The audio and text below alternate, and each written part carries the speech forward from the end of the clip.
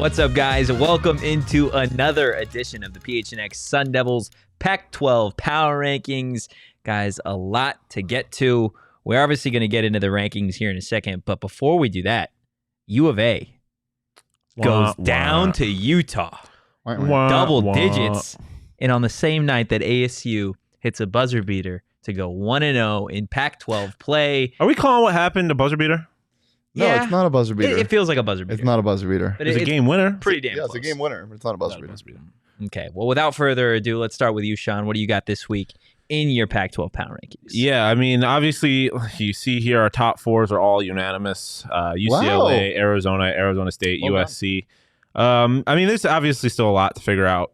I think Arizona is probably better than UCLA, and I probably would have put them first if they had beaten Utah, but they didn't, so I got to keep them second. ASU, I think, is been playing the third best basketball in the conference, I guess, as Saul rages because he's still mad that Arizona lost to Utah. But they didn't lose to Utah. Arizona State is the third best team in this conference, followed by USC. Colorado slid a little bit just based off principle, I guess. They're a little bit of a confusing team. Oregon has been playing semi-decent basketball, I guess, right? They're average right now. Yeah, Utah moved up just because it was a massive win, but otherwise they're still Utah, I guess. This is right here. This 8th spot is, I guess, the point of controversy as far as my rankings are concerned. I still have Stanford as the 8th best team in this conference.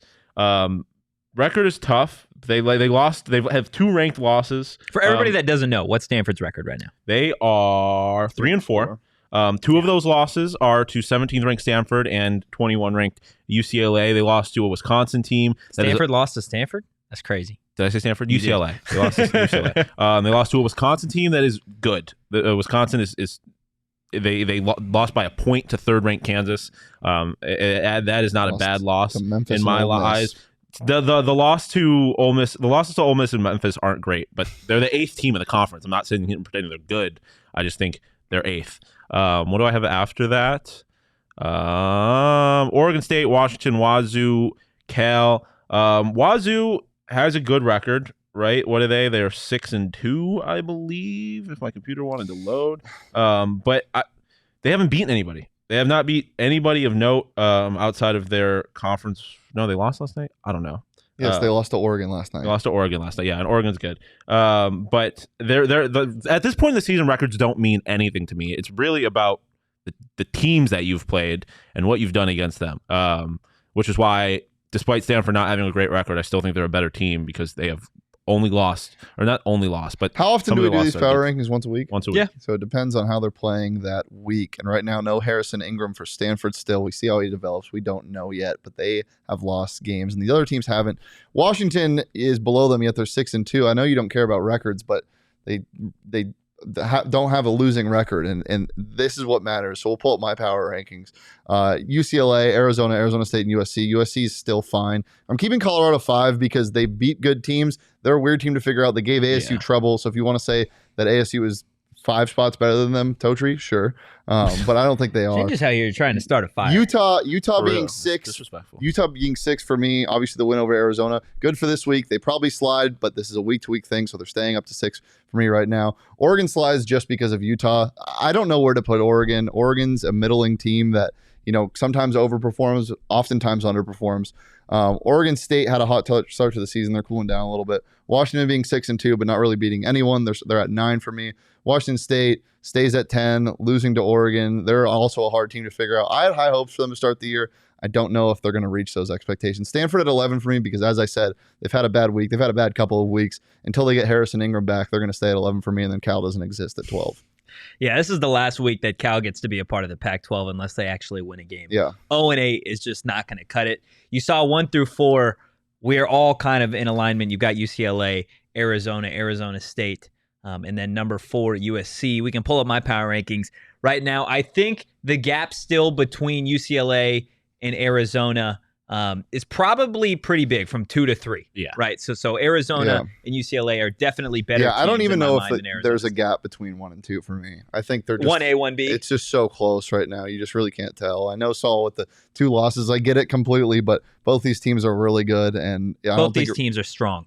I don't think it really matters where they are at 1 and 2. Yeah, 100%. You got Arizona State at number 3. Obviously, that big win over Colorado the other night. USC moves up. Utah obviously climbing the power rankings after that dominant win over the Wildcats the other night. And to be honest, at 6 and 2, like they've had a pretty solid start to the season. I'm excited to see kind of where they follow that up with. And then Oregon, like you mentioned, Shane, I feel like 6-7 is the perfect spot right now. I think the expectations for them were maybe a little bit higher than what they've achieved so far. So right now, I feel like 6 is the perfect spot. Colorado, Sean, to your point, they're just a weird team. They don't know if they want to be good or bad. Last night, they almost beat an ASU team that was missing its starting point guard and had no offense in the first half. So take that with a grain of salt. Oregon State drops a spot. Washington stays as is. Wazoo moves up 1. Stanford, I'm convinced, is just bad. I don't know. We'll see, obviously, how they follow. See, that's crazy. I do not think they're a good basketball team. We'll see. I think they are better than Cal.